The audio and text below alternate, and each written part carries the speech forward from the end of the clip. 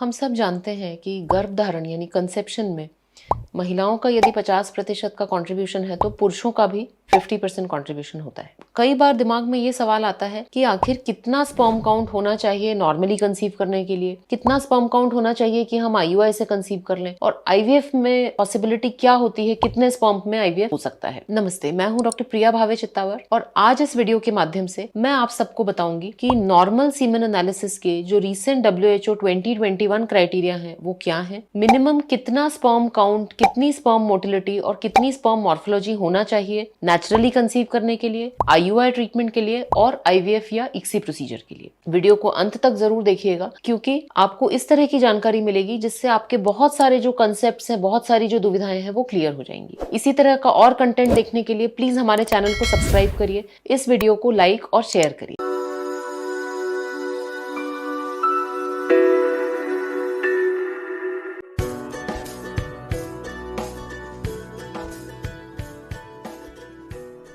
Mails के अंदर sperms का प्रोडक्शन जो है वो निरंतर चलता रहता है। एक स्पर्म के फॉर्मेशन का जो साइकिल है वो 3 महीने का होता है और लगभग 3 महीने में नए स्पर्म्स जो है वो फॉर्म होते रहते हैं। सीमेन एनालिसिस एक बहुत ही वेरिएबल टेस्ट होता है। यदि हर दिन भी हम किसी व्यक्ति का स्पर्म काउंट चेक करेंगे तो हर दिन अलग वैल्यू आई। ये जानना इसलिए जरूरी है कि कभी भी डॉक्टर एक सीमेन एनालिसिस की रिपोर्ट से कंक्लूजन पे नहीं पहुंचते हैं। हमेशा एक से ज्यादा सीमेन एनालिसिस यानी कम से कम 2 रिपोर्ट्स को बेसिस माना जाता है किसी भी तरह के कंक्लूजन के लिए और ट्रीटमेंट के लिए। आइए अब जानते हैं कि वर्ल्ड हेल्थ ऑर्गेनाइजेशन के जो रिसेंट 2021 क्राइटेरिया हैं उनके हिसाब से मिनिमम पैरामीटर्स कितने हैं फर्टिलिटी के लिए। यदि हम वॉल्यूम की बात करें तो सीमेन का जो वॉल्यूम है वो मिनिमम 1.4 ml होना चाहिए। जो स्पर्म नंबर है वो 39 मिलियन होना चाहिए पर इजैकुलेट। टोटल मोटिलिटी जो है यानी स्पर्म की आगे बढ़ने की क्षमता करीब 42%, प्रोग्रेसिव मोटिलिटी 30%, स्पर्म मॉर्फोलॉजी है वो मिनिमम 4% होना चाहिए। ये जो क्राइटेरिया है जो पिछले 2010 क्राइटेरिया थे उससे मिलते जुलते हैं, उनमें थोड़ा बहुत फर्क है पर लगभग ये क्राइटेरिया एक जैसे हैं। अब ये जानते हैं कि ये क्राइटेरिया आखिर क्या बताते हैं। बेसिकली ये क्राइटेरिया फर्टाइल मेन के स्पर्म काउंट से डिराइव किए हुए हैं। 95% फर्टाइल मेन का जो क्राइटेरिया है वो इस क्राइटेरिया से ऊपर है, यानी कि 95% of the fertile men have sperm count more than 39, sperm motility more than 42, sperm morphology more than 4%। इसका सिंपल मतलब ये है कि यदि किसी व्यक्ति के स्पर्म काउंट, मोटिलिटी या मॉर्फोलॉजी इस कट ऑफ से नीचे है तो उसका कंसीव होने का चांस 0 नहीं है। उसका कंसीव होने का चांस स्टैटिस्टिकली कम है, यानी कि 95% फर्टाइल मेन का जो वैल्यू है वो उनकी वैल्यू से अधिक है। इसीलिए इसे कभी भी नॉर्मल रेंज नहीं कहा जाता, इसे रेफरेंस रेंज कहा जाता है। कभी कभी ऐसा भी होता है क्लिनिकल प्रैक्टिस में कि इस क्राइटेरिया से कम किसी पुरुष के क्राइटेरिया आते हैं और अगले ही महीने वो नेचुरली कंसीव हो जाते हैं। तो इसीलिए ये समझ लीजिए कि ये नॉर्मल और एबनॉर्मल नहीं है, ये रेफरेंस रेंज है और रेफरेंस रेंज 95th परसेंटाइल से ली गई है। ये 95th परसेंटाइल फर्टाइल मेन के वैल्यूज का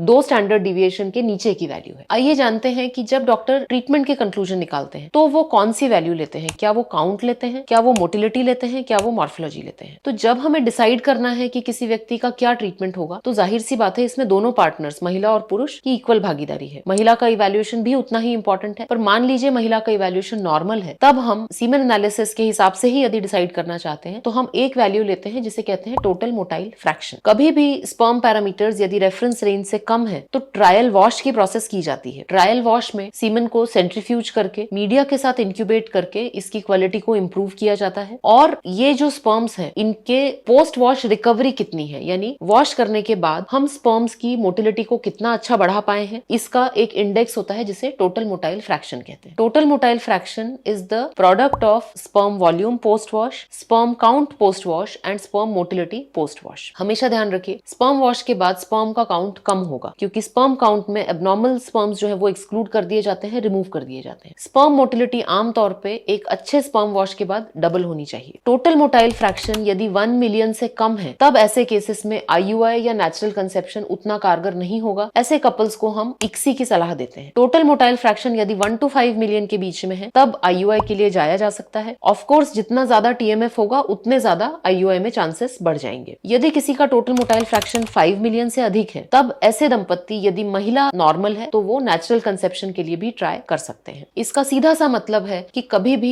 एक सीमेन एनालिसिस की वैल्यू से कंक्लूड मत करिए, हमेशा एक से ज्यादा सीमेन एनालिसिस करने हैं। दूसरा, किसी भी एक स्पर्म पैरामीटर का कट ऑफ नहीं है, इसका कॉम्पोजिट मेजर यानी कि स्पर्म वॉश करने के बाद स्पर्म मोटिलिटी कितनी इंक्रीज हुई है, स्पर्म काउंट कितना है, इसका जो इंडिकेटर है वो है टोटल मोटाइल फ्रैक्शन। और डिसीजंस जो हैं वो हमारे यूनिट में हम टोटल मोटाइल फ्रैक्शन से लेते हैं। जितना ज्यादा टोटल मोटाइल फ्रैक्शन होगा उतना नेचुरल कंसेप्शन के चांसेस ज्यादा है। बहुत कम यदि टोटल मोटाइल फ्रैक्शन है तो फिर आपको इंट्रासाइटोप्लाज्मिक स्पर्म इंजेक्शन इक्सी की सलाह हम देंगे। ध्यान रखिए, जिन व्यक्तियों के निल स्पर्म है उनको भी अपनी बायोलॉजिकल संतान हो सकती है, बशर्ते कि वो टीसा यानी कि टेस्टिकुलर स्पर्म रिट्रीवल या फिर पीसा पद्धति के लिए जाएं। तो अब स्पर्म काउंट बाधा नहीं है गर्भधारण में, कितने भी स्पर्म काउंट में आप पिता बन सकते हैं। धन्यवाद।